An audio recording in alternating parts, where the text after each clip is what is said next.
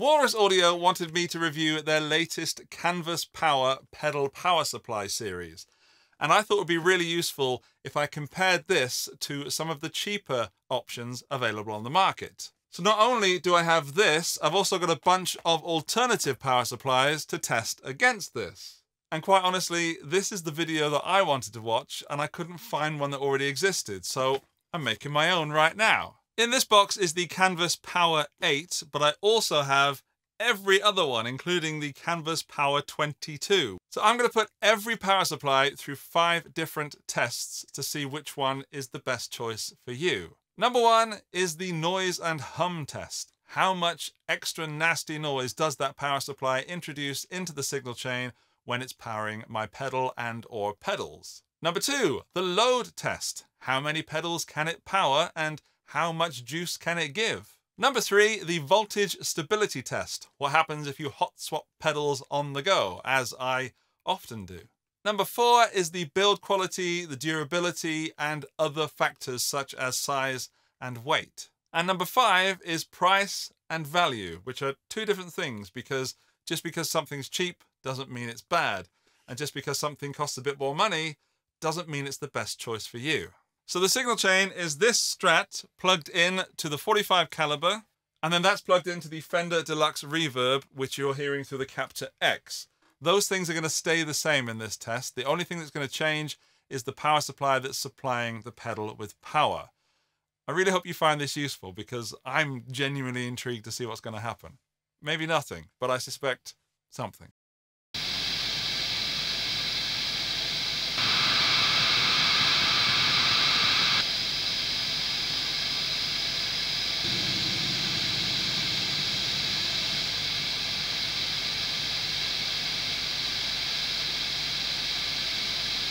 I just had a listen back to that and there's some severe differences in noise there.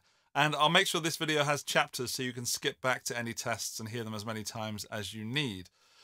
The battery should be the cleanest because it's a battery and not connected to anything else. And then the Walrus Audio should be the second cleanest because it's the most expensive, right? I didn't hear much difference between the Tavsou, which was the second most expensive, and the Walrus Audio. But then I listened back a few times, and actually the Walrus Audio and almost the Tavsou is as good as the battery. So have a listen to this, Walrus Audio next to the battery.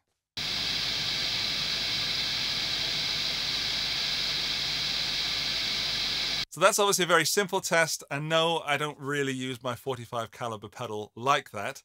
But all those tests are going to go out the window now because I'm going to introduce a digital pedal into the mix, the Plethora X3 from TC Electronic. Now the battery and the cheapest wall wart shouldn't work with this because they can only power 1 pedal each.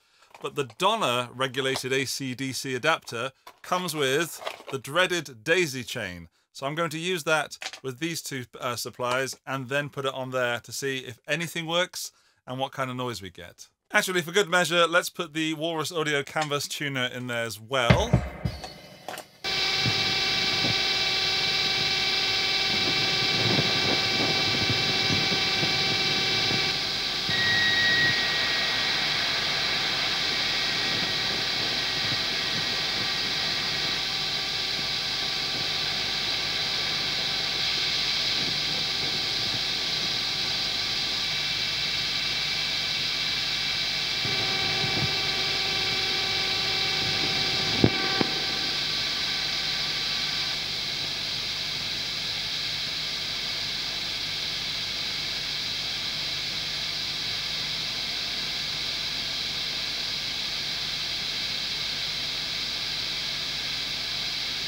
All of the power supplies were noisier, except for the Tavsou and the Walrus Audio. And did you notice that the pedal power, which is powered by 5 volts USB, did not have enough juice to run all 3 pedals? So that's a fail, which leads on to the next test, a load test, where I get to put a lot of pedals on a board and see which power supplies will power them. So here's my proposed board, and I am aware that I've got a lot of digital stuff going on, but it's not all high current, and I do have an analog drive here, and this is the kind of board that I would use. So I think it's fair to do this test, I've got the daisy chain in there at the moment, but that's only got 5 outputs. So the 3 power supplies that require the daisy chain will go first, and I'm not even sure if the battery is going to power it. But it will be fun to find out. So here is a load test with a pedal board that I would actually use. Plugging in the battery and seeing what happens. Oh, that's on, that's coming on. Is that going to load up? Things are actually working all off this one little 9-volt battery. Oh, that's not even plugged in. But we've got 1, 2, 3, 4, 5 pedals running off a battery almost successfully. The Plethora X3, does it want to come on? No, it doesn't. So if I took that out, would it still run? Take that out. I could probably power the wireless unit from that. Is it there? Where are you? Oh, the canvas tuner's having a bit of a mare now. Oh, there we go.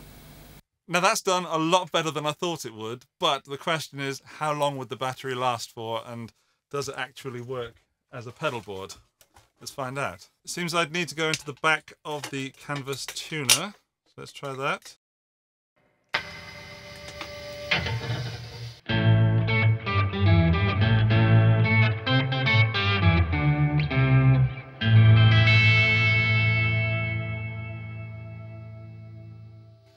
I'm amazed that's working. It is extremely noisy, but it's working. Next up we have the cheapest wall wart, which is rated at 1 amp and 9 volts, by the way.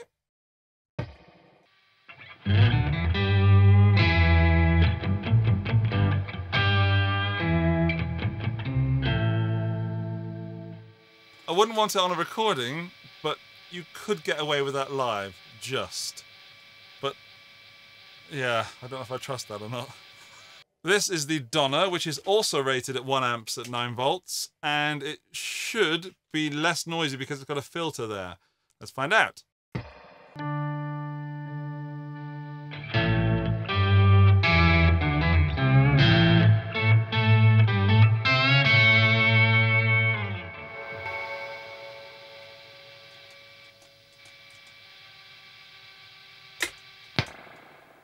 I think the noise is about the same as it was with the cheaper wall wart. About the same. It's still unusable for a recording. Could get away with it live, but I wouldn't want to. I don't think this one's going to work well at all because that's only drawing 2.4 amps, and 1, 2, 3, and 4 only give 100 milliamps, and 5, 6, 7, and 8 give 300 each, apparently. Yeah, so 2.1 amp DC out 9 volt. So that can give 2.1 amps according to this. Right, let's play that there. And what are we going to go for? We're going to go for the analog drive because that's going to take less than 100. I think the sub and up might also do less than, 100. Snakes everywhere. Then we've got the tuner shouldn't take that much, surely. Well, it's got a big LCD display, or a display anyway. Let's try the receiver. I'm going to go for the TC. I'm dying to get this working. Oh no, it didn't work last time, did it? Let's try just that. Let's see what happens. Oh, farty noises. It needs this as well. Let's see what happens. That's working. That's working. Lots of noise.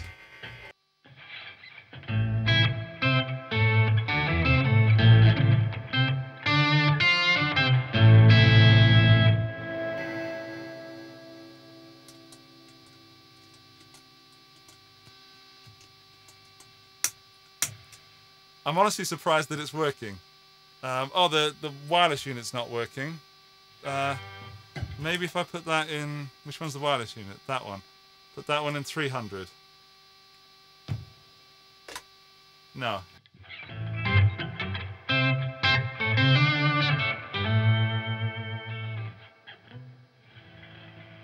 Honestly, that's done a lot better than I thought it would, but it is hella noisy. Now this is where it gets interesting. The Tavsou, which is super light, I might add. It's got 6 outputs at 100 milliamps, 2 outputs at 500 milliamps, and then 112 at 100 and 118 at 100. So it's a strange combination, but it is 18 volts in. So we're going to go for the same as the little 5-volt beastie. I'm dying to get this plethora working. So let's put that in 500. All right, I think that might work. Receiver's working. Tuner's working. That seems to be starting up. Let's see if it gets past this screen. That's working, that's working, that's working. It's on.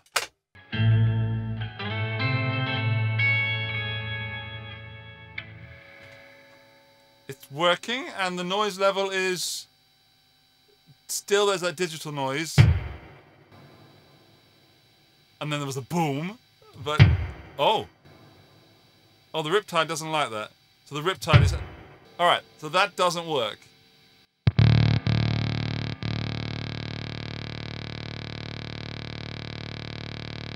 Let's get rid of that.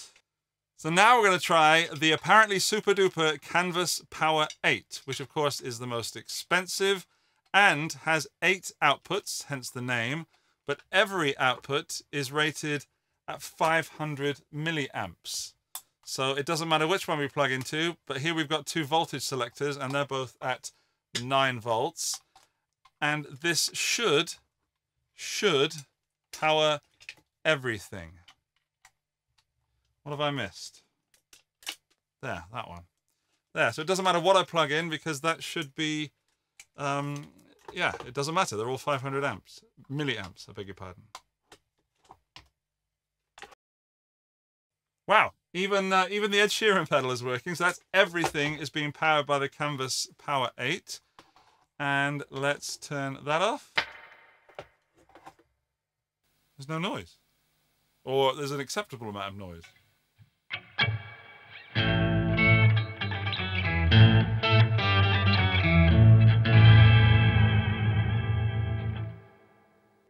I'm aware that I haven't got all the pedals plugged in with the patch cables, but that's running everything that every other power supply was running, with just some hiss in the background, which is, I think, normal from the amp, or at least the gain levels. Is everything turned on? Yeah. All right, let's plug in the looper and the Amplitube Tone X.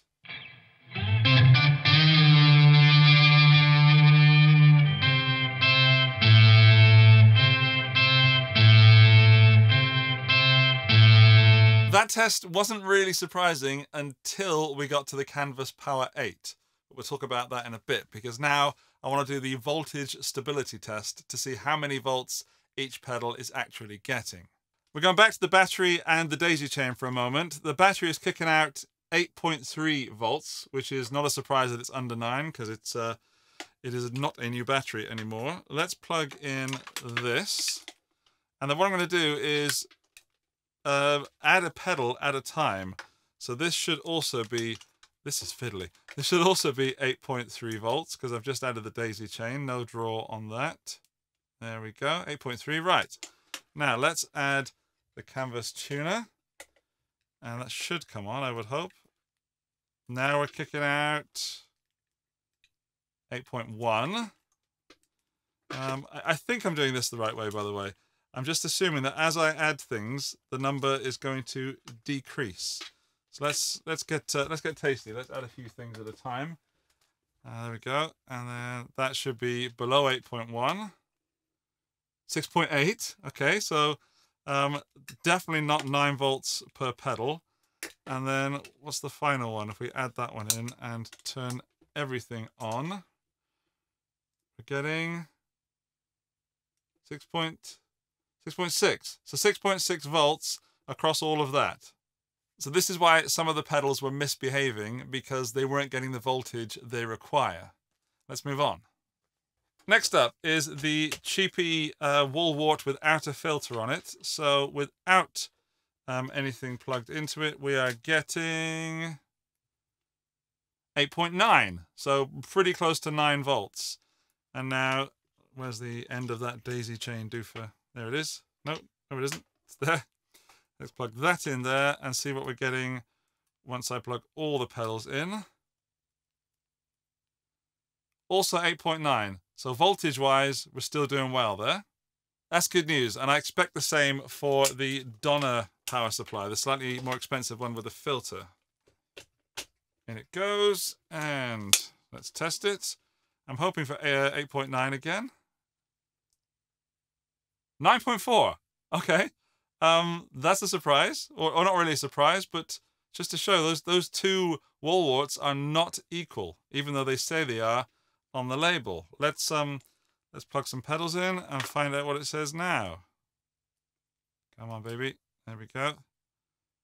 9.1. So there's a slight reduction, but every pedal I think is getting 9 volts. That's a surprise. I'm not a huge surprise because I've known that to happen, but I wasn't expecting it, which I guess is the definition of a surprise. Let's move on to the pedal power, which is powered by this 5-volt mobile phone charger. And coming out of that is, let's check it, 8.9. Right, let's start plugging stuff in. Now let's see what would happen if I were to plug a pedal into this socket. How many volts would it get?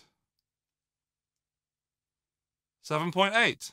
Okay, so again, the pedals are being underpowered. I'm not really surprised there because even though I think this is cool, it feels too small and too mobile phony to be reliable. This is the one that makes me curious because this is the one that's been closest to the Walrus Audio Canvas Power 8 so far. Out of one socket, we are getting 9.2. Let's see if that changes anywhere. There, and let's go out of the 12 volts. Bang on 12. Interesting. And then 18.3. This has got a light on it. Let's wonder if that changes. Ah, when you put the light on, it changes. Is it still 12? It is. Is it still what it was? 9 point something? 9.2. Right. So we're working with 9.2, but let's turn those lights off because they're annoying. Okay, I've got enough plugged in that it works. It doesn't power everything, but it powers as much as it can. And let's see if I'm getting 9.2 volts. I am. Great. Okay, let's see what happens when I cycle the power on things. Nothing. It is staying pretty stable. That's a good sign. Now that's fantastic. This, of course, is not the most scientific test, but it's good enough, and I've done the same test for every power supply, so I think it's at least fair. So let's try the Canvas Power 8, the so far star of the show. We've got 9.2 volts. Okie dokie, let's plug everything in. Now, the Canvas Power 8 is powering everything on the board. It's the only power supply that's done that so far. And here is a little meter that says it's only running at 20% capacity of total output, which is nothing. Right, let's unplug the 45 caliber. And without anything plugged in, it was running at 9.2 volts. Let's see what it gives us now. 9.1, which is a little less, of course, but still above 9.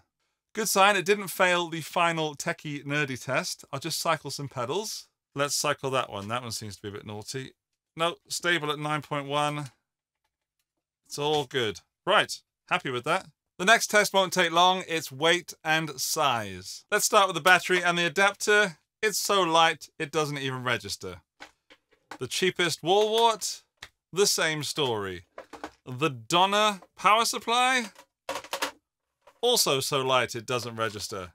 Not much going on so far.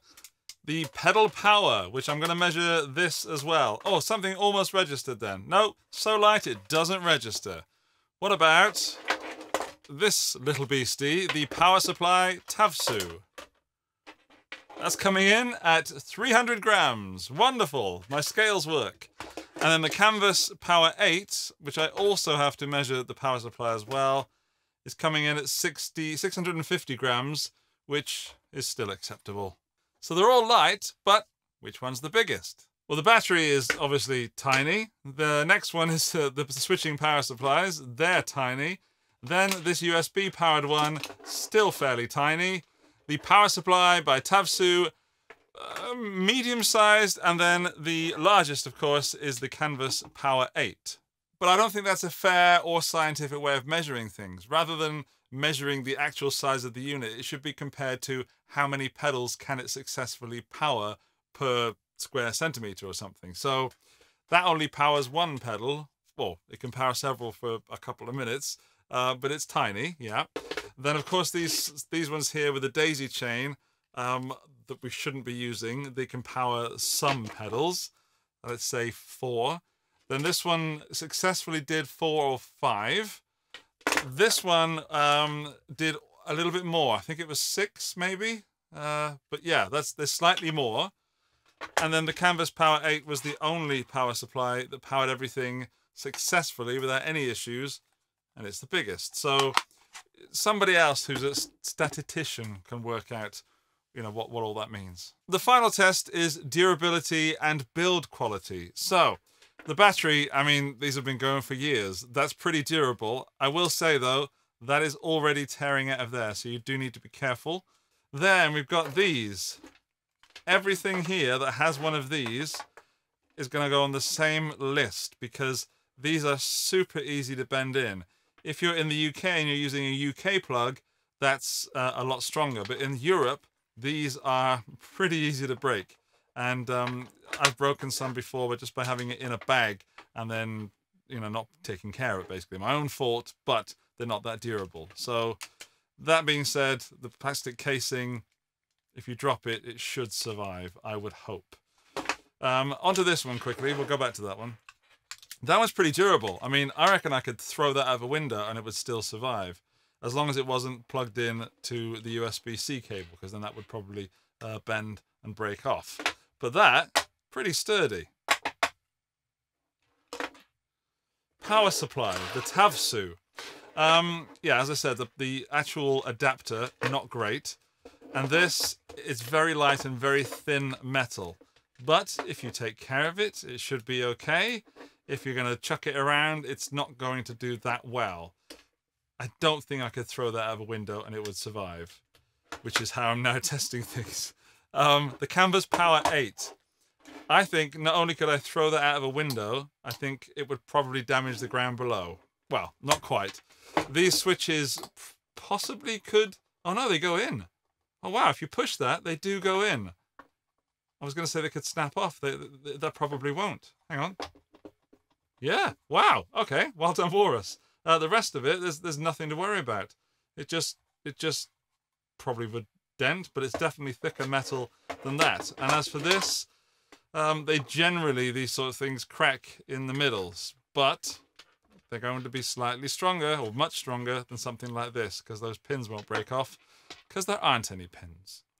That is my summary of the durability and build quality of these power supplies. And now for the final test, price and value. Up first, the little battery adapter combo. Quite simply, it's $5 for that, probably less. So everybody should have at least one of these in their guitar toolbox, just in case, because if everything fails, you might be able to get through a gig with the amp and an overdrive pedal that you could power with this. So that is a no-brainer. And if you don't have one, go and get one. Let's do these two wall wart things together. It's never a good idea to go with the cheapest of the cheap, and there's only a few bucks difference between these two. So this one doesn't have a filter, and as you heard with the daisy chain, it is noisy as heck. It's better to have one than not, but why buy that when if you need something like that, get the slightly more expensive one regardless of the brand, and make sure it has one of these little filters on the end. But again, don't try and power a pedal board from this, and if you own a daisy chain and one of these, grow up. No, I don't mean that, but what I do mean is that before you buy your next budget pedal, at least upgrade this to one of the next ones that I'm going to be talking about. But don't upgrade to this one. Firstly, it doesn't come with the adapter, so that's another $5 you've got to spend. And then secondly, it's noisy, and just due to the sheer size of it, you can tell that it isn't the best option. However, for the money, it's better to have one than to have nothing. And I definitely have this over, say, a wall wart and a daisy chain, but not much, because that probably is just a daisy chain in there, and then you have a maximum output. It didn't power all of the pedals. This off a power bank might be cool, but again, don't expect too much from it. That's possibly a temporary solution or something for a mobile rig, but needs to be heavily tested. I'm going to wager that if you own a cheaper power supply, it looks something like this. 18 volts in and then a number of outputs, but all different milliamp outs. My question here is that if you are using one of these with expensive pedals, why? If you have expensive pedals, get a good quality power supply or risk frying those pedals. And I'm not scaremongering there. It's just, this is so light and it's fine, but it's not what your pedals deserve. It's definitely the best of the ones that I've shown so far. It's just, it's definitely not isolated. And if you're recording or playing live professionally, you can't be getting away with something like this. Onto the Canvas Power from Walrus Audio, the sponsors of this video. At the beginning, I said that I wanted to watch the video that I'm currently making. I wanted someone to test all those cheap power supplies against this, because when something is as expensive as the Canvas Power series, I want to make sure that I'm giving you the right information, not just this is expensive, therefore it must be good. That being said, it is clearly the best performing power supply here. So let's talk about price and value. It is the highest in price. For some people, it's also going to be the best value. If you want clean power and lots of it and all 500 milliamps and different voltages on two, then this is the obvious choice. If you're just knocking about, this is possibly too expensive right now. I think one of the reasons this came out as the cleanest was because the power supply for it is external. So it's kept far away from there. So the risk of interference is a lot less. And some people aren't going to like that. The fact that this inline power supply for the power supply is bigger than the power supply. And I'm not a huge fan of that. And I've said this about other power supplies in the past, that I felt that I was going to kick this out on stage. So if there's room under your pedal board for it, which there should be under most, put that under the board in a different place to the power supply, to the Canvas Power. That being said, it's not always possible, and I didn't actually believe Walrus Audio when they said that this would fit under a Metro board from Pedal Train.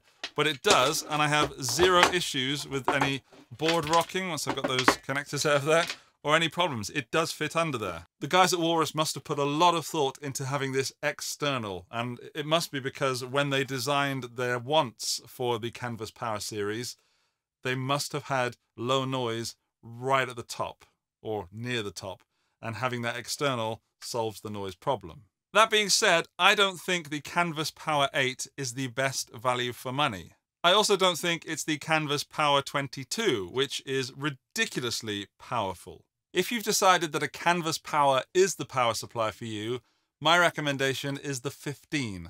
I think for the price, this is the best investment of the entire range, and it's definitely my favorite. And on the flip side, I think the 5 is the worst value for money, and quite frankly, I don't see why this exists, because the 8 is just a little bit more expensive, yet the 5 is the only one that doesn't come with a USB-C power socket as well. So not only does this power 8 devices, it also powers something via USB, like an iPad or an iPhone or whatever phone you're using, tablet. So if you're doing stuff with backing tracks, or I don't know, you're controlling amp software from some device, you can get power from this. So it's kind of all in one. Brilliant, but not in this. Silly. The one thing I haven't mentioned here is the link function.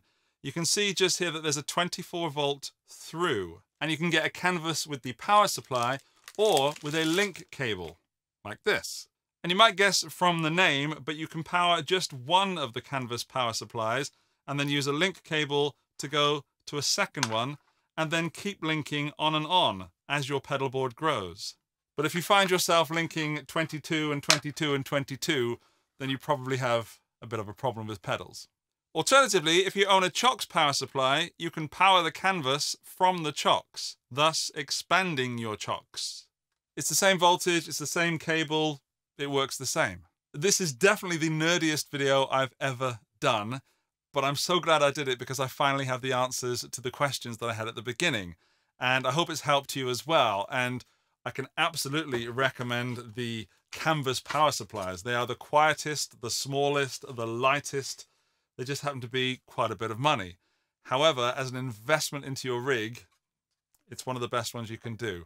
And if you're not quite ready for that, then I hope that I've opened your eyes and ears to which power supplies you should avoid. You can find links to the power supplies in the video description and first comment. There is a subscribe button, and I will see you in the next one. Bye-bye!